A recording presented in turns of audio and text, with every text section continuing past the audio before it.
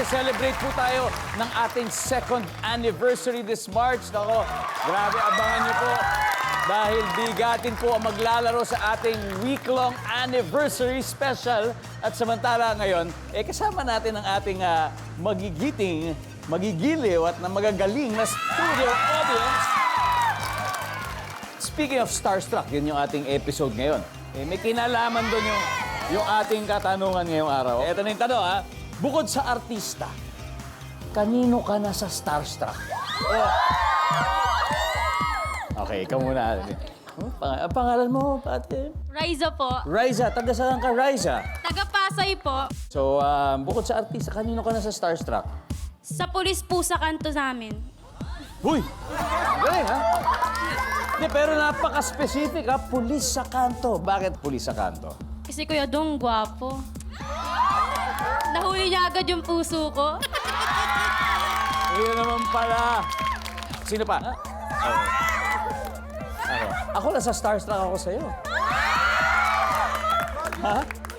Ano pangalan mo? Kim po. Sa Hindi ko na nga ba si Kim eh.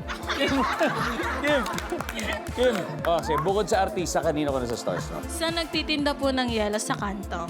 Kasi po, Kuya Dong, yung titig niya nakakatunaw. Para isang buwan yung inisip yun, ha? Oh, one last. Okay. Ito. Pare, anong pangalan natin? Lawrence po. Lawrence. Yes. Kanino ka ba man sa Starstruck bukod sa artista? Ay, hindi ko pa na-experience yan eh. Okay. Hindi mo yung paano yung feeling ng Starstruck? Yung parang... Yung parang gano'n? Kasi sila yung na-starstruck sa akin.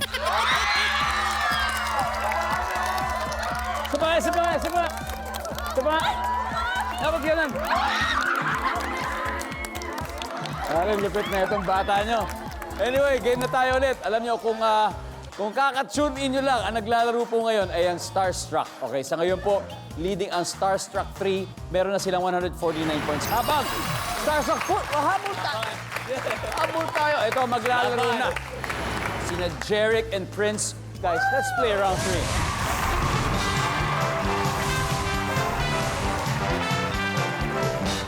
Jeric, guys, Prince. Hello. Good to see you after a very long time, Prince. After 10 years? 10 years. Alam ko, very much inspired ka ngayon, Wow. Prince. Ha? Gusto mo pang batiin ang love of your life? Kasi kaka-birthday ko lang last week, so binisita niya ako from the US, si Mark Madrid, yung boyfriend ko. Hey, Mark. Ayan, hello. Mahalaga tong round na to, round 3, guys. Double points round na ito. Kaya pwede kayong humabol, Prince. Okay. Jeric, good luck. Here we go. Top 6 answers on the board. Ano ang sign na ang jowa mo ay ipinaglihi sa daga? Prince, Pagpalakain. palakain, mahilig kumain. Mahilig kumain. Mahilig kumain. Andiyan ba yan? Oy, meron. Mahilig umatngat. Pero Jeric, meron pang mas mataas yan. Ano kaya yon? Madumi. Madumi. Andiyan ba yan, survey says? Alright, Prince, pass or play? Play. Let's go, Prince. Okay.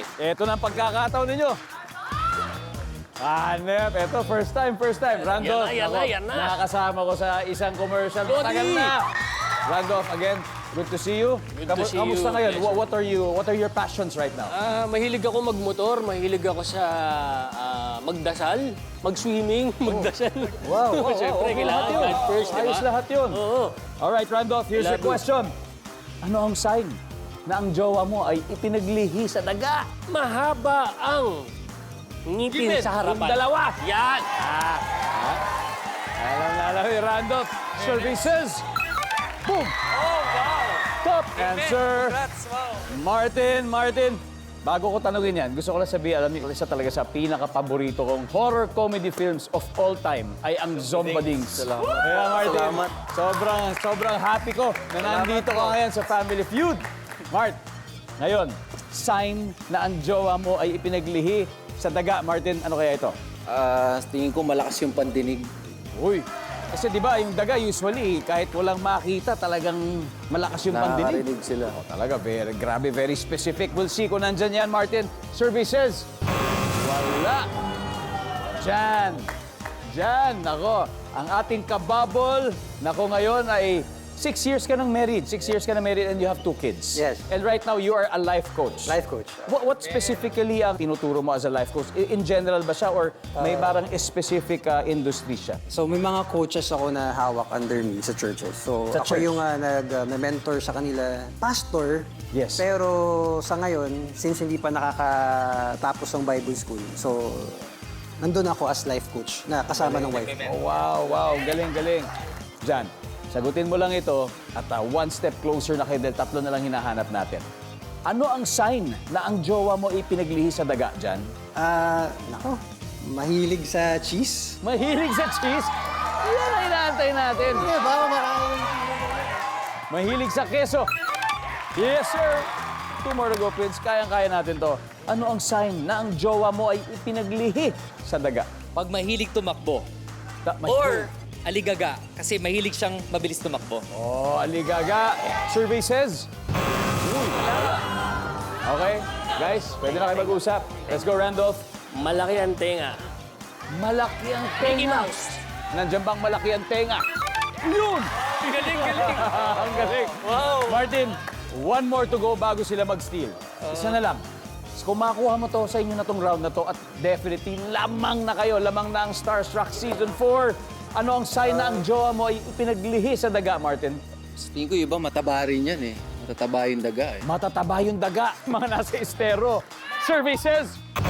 Oh, wala. Ito na pwede mag-steal, ha? Very careful lang, careful. Kasi kung mali ito, sa kanila lahat ng 128 and more bugs, ano kaya to? Mabalahibo. Balahibo. Jeric, Ganun din, gagawin sabi niya. mabalahibo. Vivo.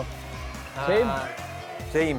Same. Alright, for the win. Kumpira sa iyong jowa, ano ang sign na ipinaglihiyan sa daga, Johan? Mabalahibo yung daga. Doon na sila sa balahibo.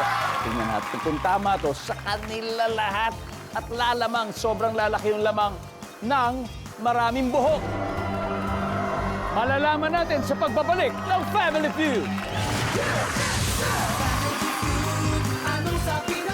Welcome back to Family Feud. Malapit na po natin i-celebrate ang 2nd anniversary ng Family Feud. This March na po yan, kaya abangan ninyo dahil may mga bigatin po na maglalaro sa ating week-long anniversary special kaya hindi na po kami makapag-antay.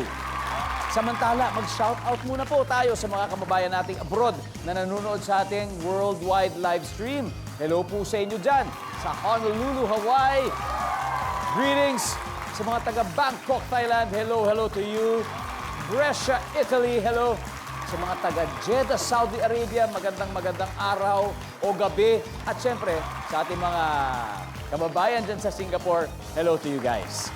Before the break, tinanong natin ang Starstruck 3. Ano ang sign na ang jowa mo ay ipinaglihi sa daga? Ang sagot nila ay, ito'y mabalahibo. So we'll see kung makuha nilang round na to. Mabalahibo! Wala! Okay. You guys get this round. Tignan natin ha, ano ba? Number 6. My team.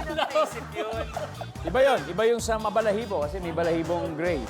Ito talagang my team. Anyway, after 3 rounds, narito po score. Starstruck 3 ay 149 points. Starstruck 4, 128. Dikit na, pero ito na. Itaas